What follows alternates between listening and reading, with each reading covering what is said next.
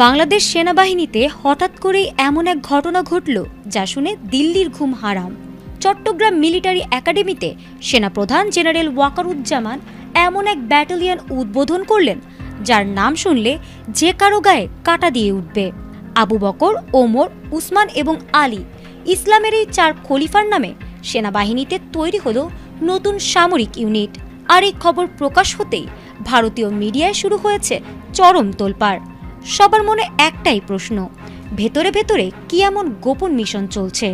হঠাৎ কেন খলিফাদের নাম বেছে নিল সেনাবাহিনী? আর ভারতই বা কেন একটি সাধারণ নামকরণে এত ভয় পাচ্ছে?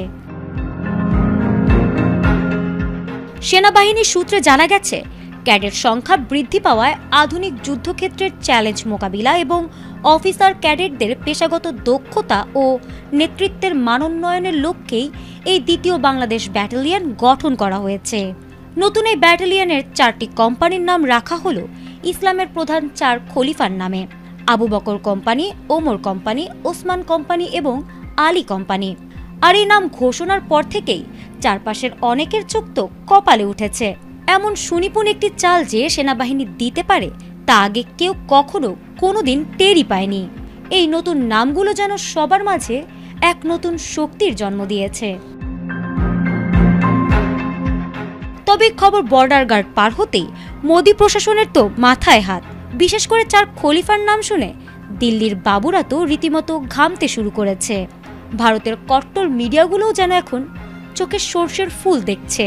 তারা গলা ফাটিয়ে চিৎকার করে প্রচার করছে বাংলাদেশ সেনাবাহিনীতে নাকি ব্যাপক হারে ধর্মীয় প্রভাব বেড়েই যাচ্ছে।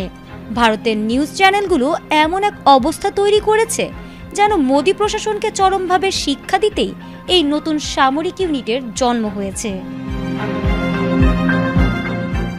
দিল্লির ভেতরে এমন একটি ভয় ঢুকে গেছে যে দিল্লির বাবুরা মনে করেন বাংলাদেশ সেনাবাহিনীর জওয়ানরা বোধহয় খলিফাদের স্টাইলে ভারতের বিরুদ্ধে কোনো বিশাল ছক কষেছে।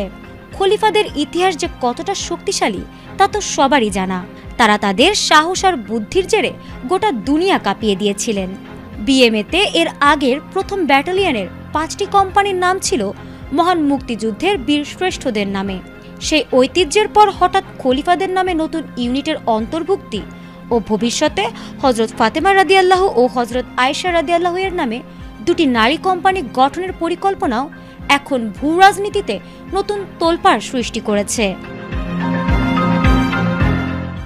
ফারহানা হক, এটিএন বাংলা।